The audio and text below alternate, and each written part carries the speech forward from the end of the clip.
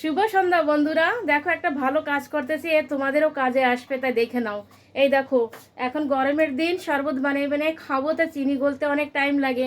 এই যে লেবু শরবত বানাবো এখন, তাই দেখো চিনি কতটা টাইম নিছে গলতে। এই জন্য আমি কি করেছি, এই যে দেখো মিক্সিতে চিনি পিষায় রাখছি। এই যে দেখো, এই যে সুগার পাউডার বানিয়ে রাখছি। এখন ফটাফট গোলাবো আর লেবুর শরবত, কোনো भी শরবত বানিয়ে বানিয়ে জলদি জলদি ফটাফট খাবো। তা তোমরা এরকম ঘরে বানিয়ে রাখো আর জলদি জলদি হয়ে যাবে। দেখো চিনি গলতে টাইম লাগবে না গুলতে।